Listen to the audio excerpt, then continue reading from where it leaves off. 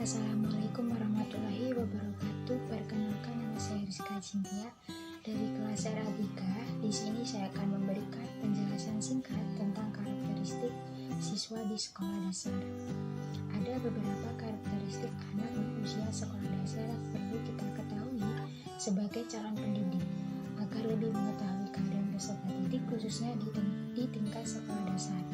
Seorang calon pendidik harus dapat menerapkan metode pengajaran yang sesuai dengan keadaan siswanya. Maka sangat penting bagi seorang pendidik mengetahui karakteristik siswanya. Selain karakteristik yang perlu diperhatikan, juga adalah kebutuhan peserta didik. Pemahaman terhadap karakteristik peserta didik dan tugas-tugas perkembangan anak SD dapat dijadikan titik awal untuk menentukan tujuan pendidikan di sekolah dasar. Karakter menurut Purwadarminta adalah watak, tabiat, atau sifat-sifat kejiwaan. Dari penelitian tersebut dapat kita katakan bahwa karakteristik siswa adalah merupakan semua watak yang nyata dan timbul dalam suatu tindakan siswa dalam kehidupannya setiap saat. Sehingga dengan demikian karakter, watak, dan perbuatan manusia tidak akan lepas dari kodrat dan sifat serta bentuknya yang berbeda-beda.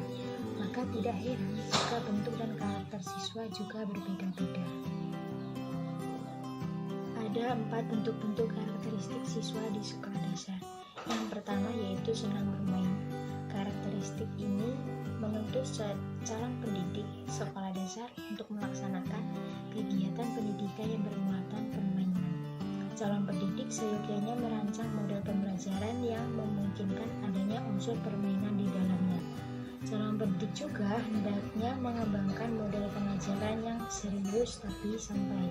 Penyusunan jadwal pelajaran hendaknya diselang-seling antara mata pelajaran serius seperti IPA, matematika, dengan pelajaran yang mengandung unsur permainan seperti pendidikan jasmani, seni budaya, dan keterampilan. Yang kedua yaitu senang bergerak. Orang dewasa dapat duduk berjam-jam, sedangkan anak sekolah dasar dapat duduk dengan tenang paling lama sekitar 30 menit. Oleh karena itu, kita sebagai calon pendidik hendaknya merancang model pembelajaran yang memungkinkan anak berpindah atau bergerak. Yang ketiga yaitu anak senang bekerja dalam kelompok. Dari pergaulannya dengan teman sebayanya, anak belajar aspek-aspek yang penting dalam proses sosialisasi. Seperti belajar memenuhi aturan-aturan kelompok, belajar setia kawan, belajar tidak tergantung pada orang lain, belajar menerima tanggung jawab, dan belajar bersaing dengan orang lain secara sehat atau sportif. Karakteristik ini membawa implikasi bahwa calon pendidik harus merancang model pembelajaran yang memungkinkan anak untuk bekerja atau belajar dalam kelompok. Calon pendidik dapat meminta siswa untuk membentuk kelompok kecil dengan anggota 3-4 orang untuk mempelajari atau menyelesaikan suatu tugas secara kelompok. Terakhir yaitu senang merasakan atau melakukan, memperagakan sesuatu secara langsung. Ditinjau dari teori perkembangan kognitif, anak sekolah dasar memasuki tahap operasional konkret. Dari apa yang dipelajari di sekolah, ia belajar menghubungkan konsep-konsep baru dengan konsep-konsep lama.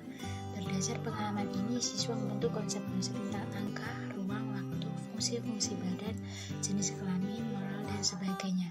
Bagi anak sekolah dasar, penjelasan guru tentang materi pelajaran akan lebih dipahami jika anak melaksanakan sendiri. Sama halnya dengan memberi contoh bagi orang dewasa. Dengan demikian, calon pendidik hendaknya merancang model pembelajaran yang memungkinkan anak terlibat langsung dalam proses pembelajaran. Sebagai contoh, anak akan lebih memahami tentang sholat jika langsung dengan prakteknya. Sekian yang dapat saya sampaikan.